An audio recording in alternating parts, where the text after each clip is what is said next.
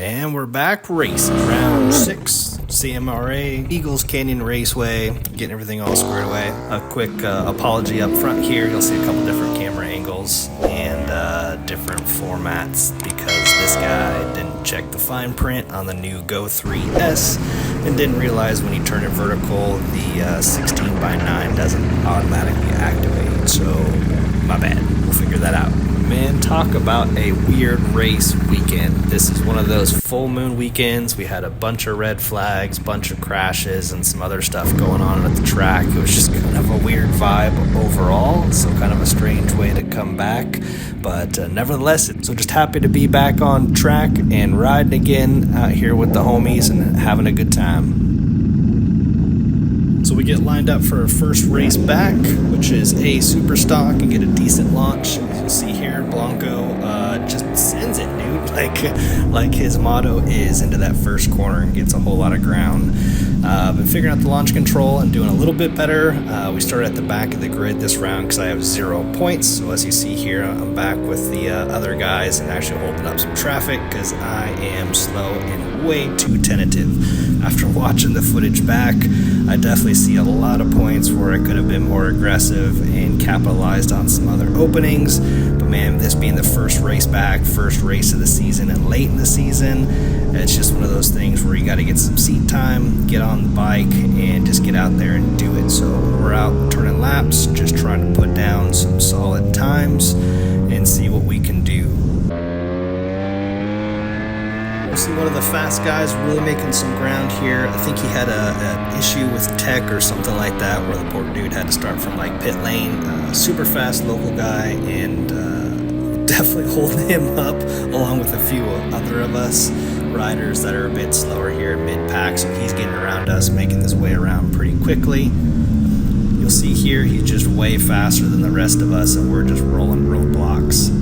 Unfortunately, as you'll see coming up, he is a lot quicker, and so he's making a whole lot more time. Looking at his track position and what's coming up, I kind of let off here because it looked like something was going to go down, and unfortunately it did. And so that rider ended up crashing out. Luckily, as far as I know, he was all good, and so we continue on here with the race, but only for about another lap or so. So we get cut to the end of the next lap here, which is lap 2. We're all kind of fine in position. I was catching some other guys, which was good news, so we're picking up some time. However, as that starts to happen, we end up getting the red flag, so you'll see my hand come up here, and we're going to exit.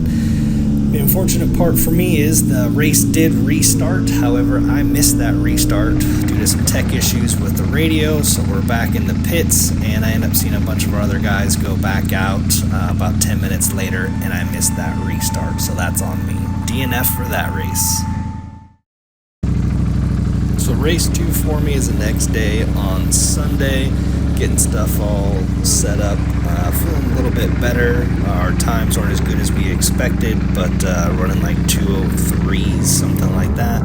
It's kind of a bummer because we used to run like 2 minutes or just under high 158s, 159s. At any rate, that's where we're at this weekend. So another decent start here for Formula 40 heavyweight. A couple of other guys are doing really good in this class too. It's kind of a mixed bag with different bikes. Again, getting a little beat up on the start, man. That's 100% my fault for just not being as aggressive as I should be and lacking confidence 100%. So you'll see that in the riding here, unfortunately. So as the race goes on, we settle in here about a lap or two, starting to pace people, that kind of stuff. Able to challenge this guy here on the right, but as you see, I just brought a whole lot of weak sauce when it came to braking, man. I'm losing a lot of time there and giving up a lot of positions. So with that being said, just try to put your head down, focus, look forward, able to get past the guy finally on one of the back straights thanks to the V4 and challenge the guy up front, which is Novice. Super cool dude, super fun to race with, has been around for quite a while, and him and I are relatively close in pace. I'm a little faster in some spots and he's a little quicker in some spots, so it ended up being a good ride for us. So after pacing him for a few laps and really looking at things to see where I could get by, make a clean pass, I'm able to get kind of tight on him here and look for an opening. Was able to go around on the outside here at this corner and make it by. Try to leave a little bit of room on the inside for him and see if he can come back a little bit, but really just giving space to be courteous. And it looks like we got it in the bag here, and this is the last lap.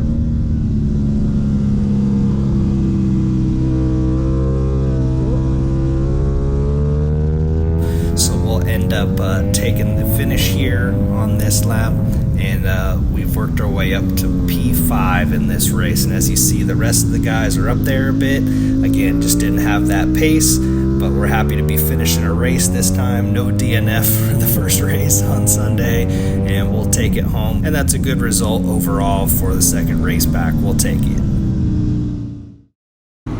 Alright, so we got our last and final race of the afternoon on Sunday, which is going to be Formula 1, which is always a cool race. You get a bunch of people in there, a bunch of fast guys, and get to have some fun.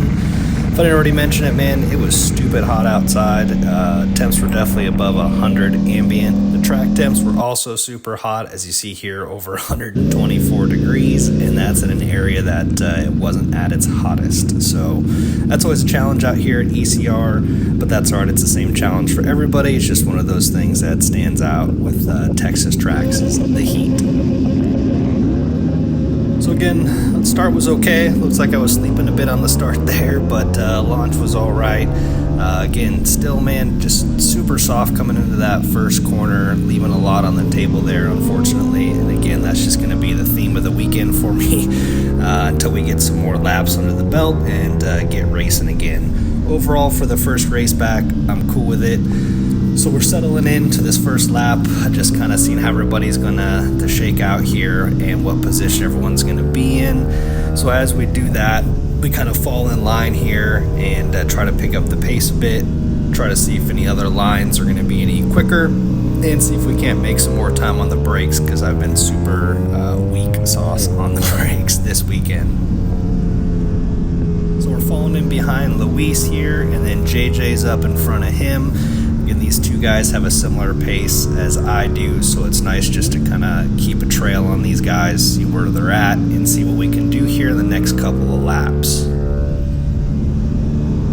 So we settle into the pace on the back straight here, and it's pretty much status quo for the next couple of laps. I'm able to find some pace and catch up to Luis, and we're able to set him up here again to make that same pass as we did on a previous race.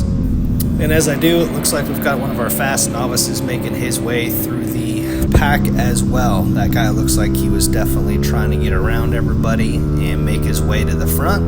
Looks like he's riding really pretty clean, trying to make an opportunity here, but it doesn't look like he's rushing anything. He's just looking for a way around as best as he can, and we've all been there, right? Where you're just trying to find any possible line. You don't want to stuff the guy in front of you or do anything silly, but you just want to get around because you know you're faster. So I think this guy's doing a pretty good job doing that. And again, I'm trying to catch up to now JJ, who's in front of me. And you'll see here, the novice just totally smokes me on the brakes. Look how much time that dude makes. So, well played on his part, and good job there. You can see he's definitely getting on the gas, trying to make pace here and look for a way around me. I will say he sets up this pass nice, man. He sees a weakness that I've got in this corner, and I'm slower here, and he goes right on by. So good on him, dude, for making a good, clean pass, and he's quick. So well done. So now we're setting our sights again, like I said, on JJ, who's up in front of me. And as the novice gets around him, we're going to go ahead and start rounding a few corners here. And I'm just going to try to see if I can't set up JJ and get him maybe on the back straight, because I'm a little stronger in this section is what I feel. So I hang back a little bit and try to kind of slingshot onto the back straight with a good drive, and we'll see if we can't get around him.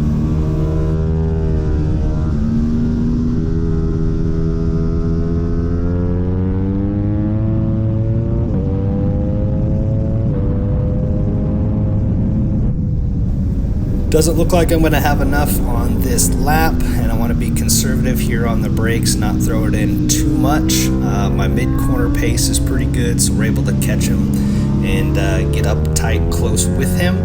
And then we're going to go ahead and follow him around the next couple of corners. Maybe kind of difficult to see on the dash, but at this point in time, I'm also getting a warning saying that the bike is running hot. Getting these hot temperatures with that ambient over 100 degrees, and this V4, even though I've got good coolant in it, they still run hot. That's just how this thing is, especially when you're pushing them. And as you get closer to the people in front of you, it definitely makes a difference with the airflow as far as being in the draft or not, even at this low level of club racing. So I start to back off the pace a bit now that things getting hot, short shift, and see if I can't get some more fresh air into that system and keep the temperatures down on the V4. So the race was pretty much status quo there for a few laps, just following behind JJ, give him a bit of space, man, see if the bike's gonna cool off, and then things started to get interesting. If you look back here, you'll see a little bit of that gray bluish hue from the rear camera with Novice following me, and a big puff of smoke on a downshift. I had no idea anything was going on, no meatball flags, nothing like that, no black flags, but clearly there's an issue.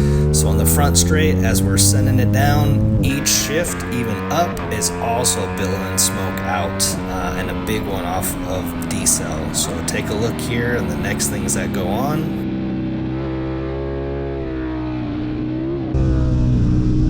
Yeah, that was a huge butthole pucker moment for sure.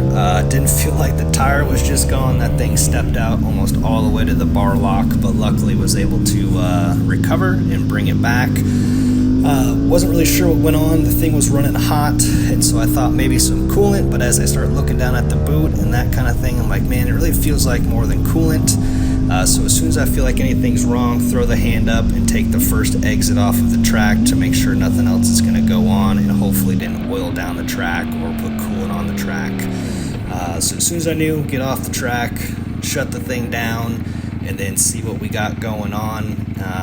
Right now, I'm not sure, right? Coolant, oil, like who knows? Is it just a tire that's got greasy and I'm overreacting? But as I hop off the bike and start to look around, you may not be able to see with this view, but this is what I saw. Belly pan full of oil and something let go. I'm not sure what it was, have no real idea at this point in time, and so now it's just calling it a weekend. Let's start to pack things up and we'll readdress when we get back home and investigate and see what the situation is. So that's how the race weekend ended. Another DNF for F1 about halfway through that race, whatever it was, let go and started putting oil in the belly pan. So we'll regroup, we'll go ahead and take things apart, see what the issue is, and then we'll keep you guys posted as to what that problem is, where that oil came from, and how we're going to fix it and move forward. So stay tuned next week for the next video about what the shenanigans are.